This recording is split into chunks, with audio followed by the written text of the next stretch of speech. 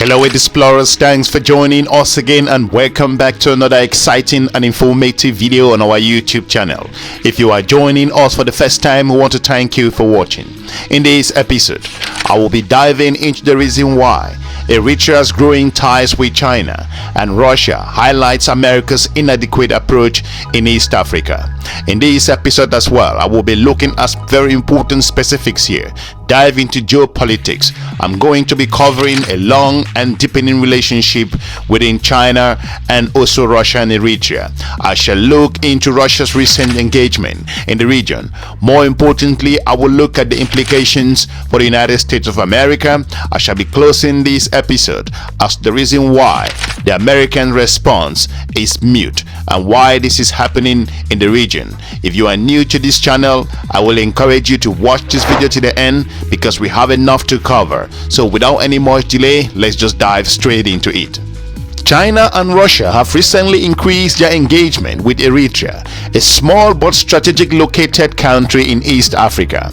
Meanwhile, American influence in the region is amid a year-long slide. Despite the obvious risk, the United States of America has failed to muster a committed response and has even taken some counterproductive measures that demonstrate a lack of strategic thinking. If those trends continue, a vital region may fall under the conclusive influence of Washington's primary geopolitical competitors in the regional Africa. If you look at the long and standing dependent relationship with regards to China, Eritrea and also Russia. Recently, Eritrean President Isaias Afwerki recently made a 4-day state visit to China, where he was feted with a red carpet and also 21-gun salute. This warm reception reflects his long-standing relationship with Beijing, which predates Eritrea's independence from Ethiopia. In 1967, Afwerki and others from what was then North Ethiopian traveled to China for military training. Almost 30 years later, the same group will lead the emergency and also insurgency that won Eritrea's independence.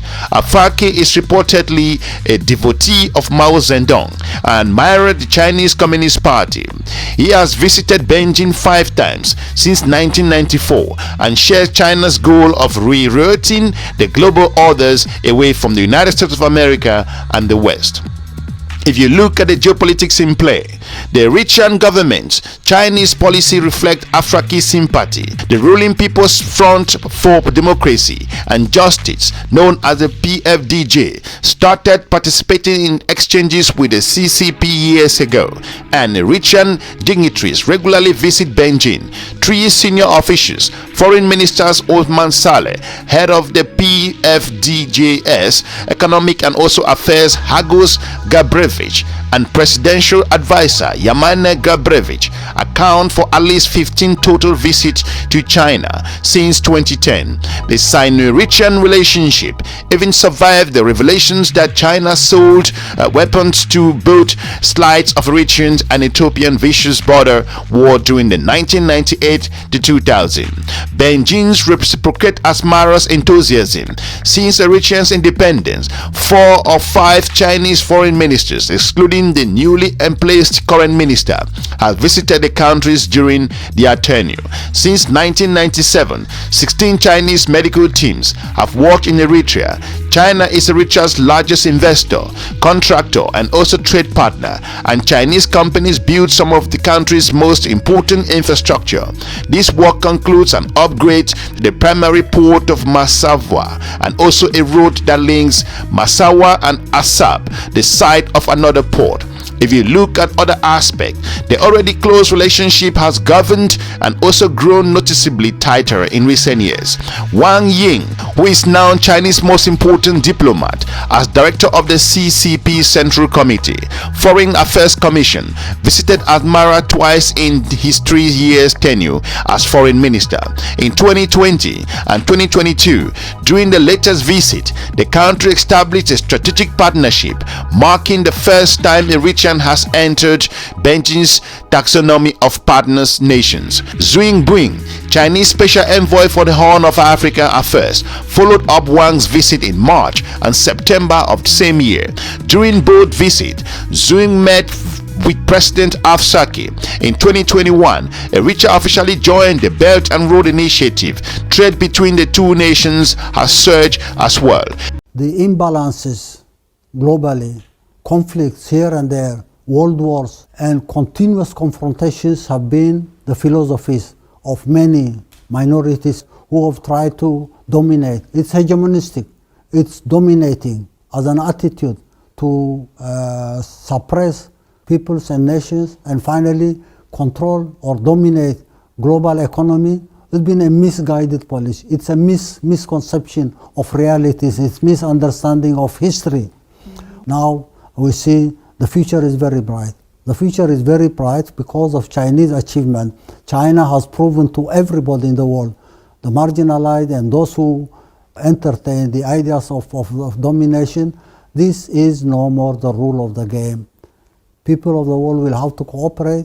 The new world order is an order of cooperation, complementarity, and working together. It's not a world order for domination or hegemony. If you look at the strategic relationship and geopolitics playing within that region, in the last 11 years, Chinese companies have bought controlling stakes in all four of Eritrea's developing and also mining projects from Australian and also Canadian companies. Some of those projects contain world-class deposits. Two of those acquisitions, Zhenjing Mining Group's bought out of Canada's New Sums Resources and copper and zinc mine, and also Sichuan's Road and Bridge Group bought out of Australian's company Danakali's potash projects, happening within the last 5 years. If you look at this particular region, as US influence continue to wind down in those particular areas, Russia's recent engagement is shown absolutely clear. Shortly after his visit to Beijing, Afaki jetted off to Moscow for discussions with President Vladimir Putin. Russia's ties with Eritrea are much less extensive than China, in part because Soviet Union's 1991 collapse severely curtailed Russia's African outreach. But like Afaki's visit to China, this trip to Russia is part of a broader campaign to deepen ties. 4 months before Afaki's Moscow trip, Sergei Lavrov made his first ever visit to Eritrea by a Russian foreign minister. Eritrea was also the only African country to vote against the 2 United Nations resolutions condemning Russia's invasion of Ukraine. And Eritrea, along with China, Russia, and other states of gallery states within the region, founded an anti-Western group of Friends in Defense of the Charter of the United Nations in 2021. Eritrea is only about the size of Virginia, with a population of around 6 million people, but Asmara punches above its weight in political and geopolitical significance because of where it is sit. It has nearly 1,400 miles of Red Sea's coastline and also shores at maritime border with Yemen and Saudi Arabia. It holds a commanding position on the Bab el-Mandeb Strait, a global shipping checkpoint, and its islands pepper the Red Sea's approach to the strait. Assab is closer than any other port to the heart of the Bab, and much of Eritrea may be mineral rich. If you look at other aspects, the implication to the United States of America, this is a very interesting perspective, looking at the changes and also the geopolitics in that particular part of the world. Alarm bells should be ringing in the Pentagon and State Department if China develop a base or possibly even dual infrastructure in Assab or Massawa to complement its base in neighboring Djibouti. It will be able to block the Bab and Mandeb Strait. If its confrontation with China were to occur, such a closure will force America's Sixth Fleet to waste precious days staying from the Mediterranean Sea around the southern ribs of Africa to get into Indian or Pacific Ocean. Beijing could also cut off access to the port of Djibouti, which is critical for the operations of nearly a US military base, and which is used by 5 of the Departments of Defense 11th Combat Command.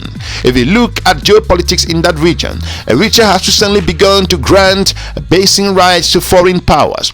The United Arab Emirates, another country rapidly deepening ties with China and also Russia, operated a military base at Assab for years as part of its Yemen operation and made improvements to the airstrips there.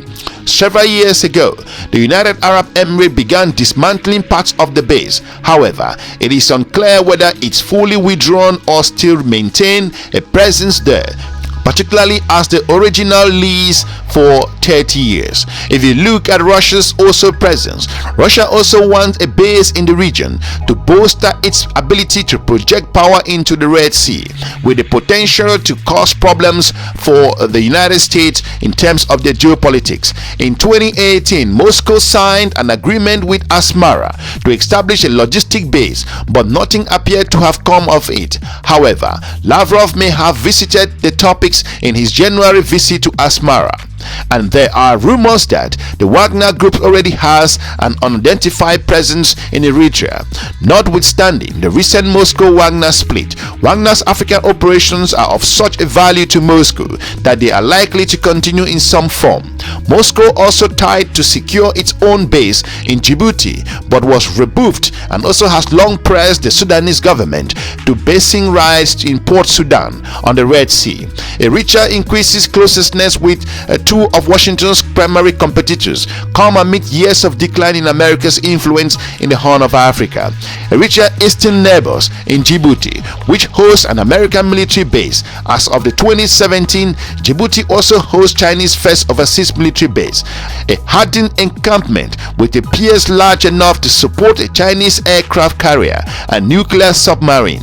Also, Chinese companies have built or begun managing two of Djibouti's seaport for commercial terminals, and also have constructed much of country's recent infrastructure, which contributes to Djibouti's heavy Chinese debt load. If you look at other aspects to Djibouti's each side, Somalia, which is wrecked by conflict and also corruption, despite its billions of dollars that the United States of America and others have showered on Mogadishu for decades. Its foreign minister, Abshel Omar Jama, recently visited Moscow for talks with Lavrov. They reportedly discussed military cooperation, raising the spectrum of Wagner's mercenaries being stationed in Somalia, based on media report.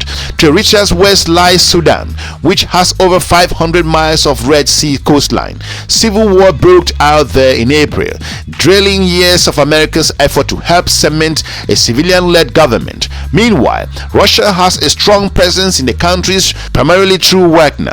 If you look at the American response with regards to the issues happening in that particular part of the world, the United States of America faces increasingly likelihood that thousands of miles of Red Sea, Gulf of Aden, and the Indian Ocean coastline will become progressively more inhospitable.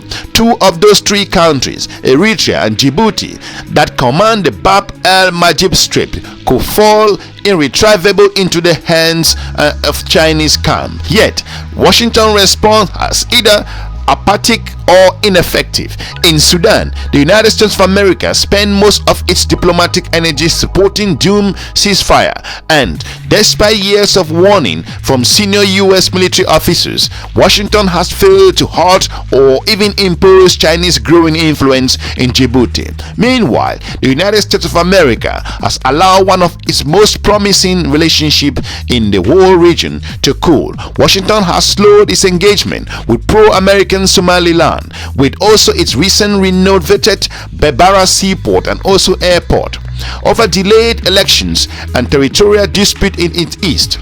Those concerns are legitimate. However, the United States is losing out in the important parts of the world, and tightening relations with Somaliland is one of the ameliorated that problem. Eritrea's increasingly close relations with Beijing and Moscow likely mean that the situation in the Horn of Africa will soon get out or even worse with regards to Washington's approach. The warning signs are obvious, but whether Washington is paying sufficient attention or has a workable plan for addressing the problem, it is much less clear. If you look at the geopolitics in the region, as Eritrea continues to move a lot closer to Moscow and also Russia, United States of America, gonna be struggling with regards to its strategic operations with considering issues in Niger and the drone base in Agadez. The African continent is poised to play a very important role in the world. If you think that Africa does not have an influence in several areas, then think again. We want to thank you for watching. If you are new to our channel, we'll encourage you to check some of our informative video on this YouTube channel. We are looking forward to meeting you soon in our next episode. Have a good day. Bye-bye. Well, to talk a little bit more about this, we're now joined by South Africa's former ambassador to Eritrea, Ambassador Professor Iqbal Jazbai. Thanks very much indeed for joining us, and welcome to the program. Thank you, Peter. It's good to be back. All right, so before we get into, the countries, Eritrea in particular, just give me a general sense. I suppose when it comes to Russia, Africa is always going to be divided depending on the history. Indeed, most countries will vote according to their very own national as well as geopolitical interests. As you mentioned, many countries on the continent at the moment have very strong military as well as economic ties with Russia. So you see in the context of the vote which Eritrea chose to undertake, it took into account its own geopolitical interests as well as its historic national interest in making that particular discussion, Peter. All right, well, let's talk then about Eritrea. Most African countries chose to abstain, and I guess what it says when you abstain is we're not going to vote against you, but we can't go all out and endorse your invasion. I suppose that's how we translate it. Is that a correct assumption? Yes, it is a correct assumption, and it comes back to the point as to what is the state of bilateral relations between that particular state, its foreign policy, and its particular immediate interest. For example, in the case of Eritrea, the historic relationship between Russia and Eritrea has not been a very healthy one. We recall that Eritrea fought, according to many scholars, the longest anti-colonial battles. First, there were the Italians there for some 52 years. Then came the British for some 11 years. And then started this war against a own continental neighbor, and that's in the form of its second most populated country in Africa, where the Eritreans had to fight the Ethiopian state at that point under Haile Selassie and the government of Mengistu. So during that context, the Russians in the Cold War era were supplying arms to the then Ethiopian government. So the historic relationship has not been very good, but more recently, since particularly 2011 onwards, when the Eritrean government and its policymakers undertook an assessment, they came to the conclusion that it's better to now work with the Russians more closely, given this particular history.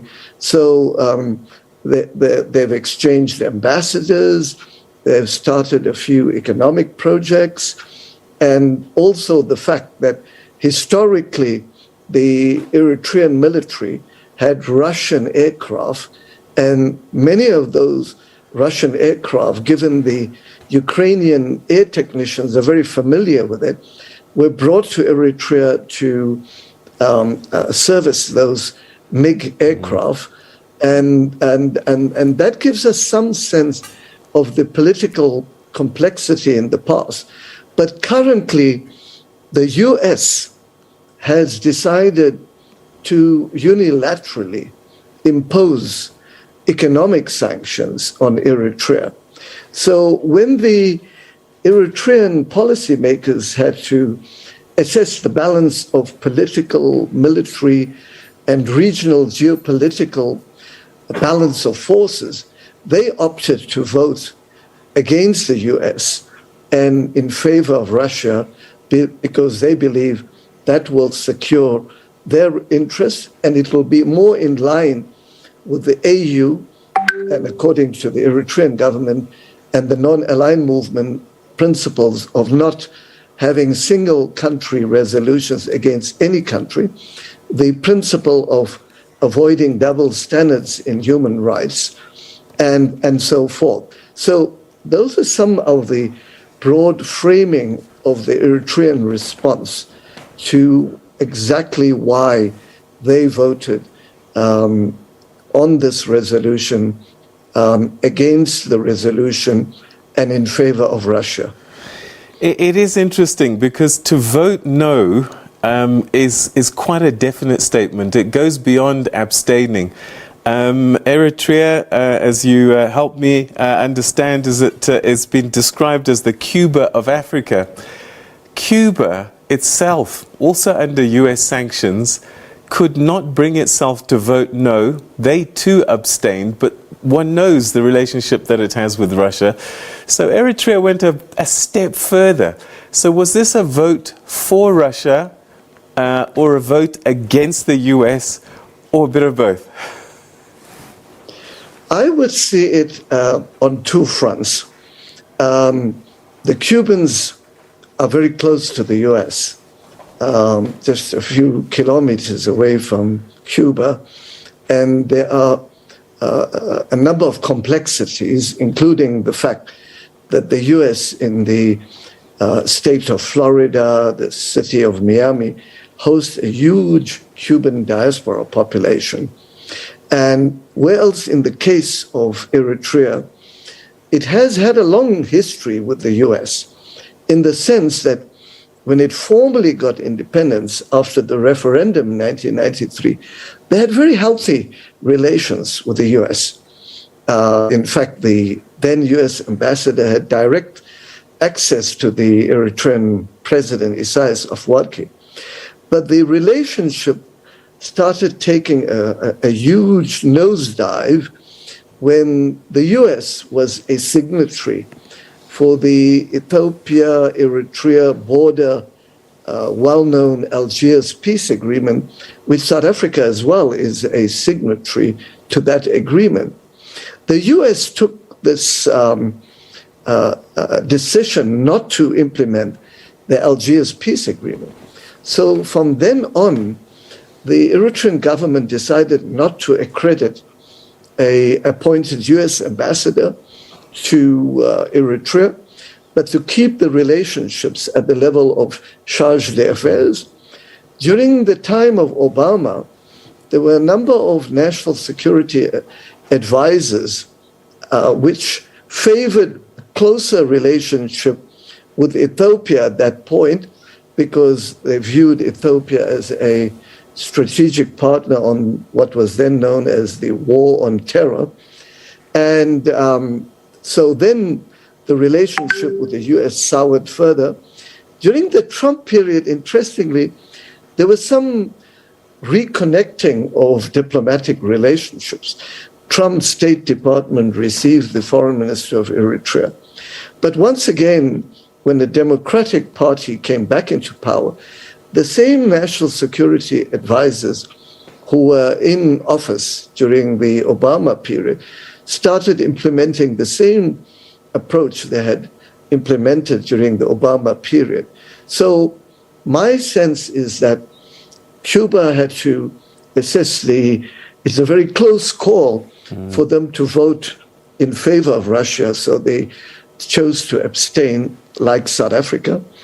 And Eritrea felt that it could send a very clear message to the US that it doesn't agree with these unilateral US Treasury and trade sanctions, once again, on both Eritrea and Ethiopia. So I think those are some of the factors which have to be considered as to why Cuba and Eritrea took two very different positions, in spite of the fact that they have very cordial and warm relations with Russia.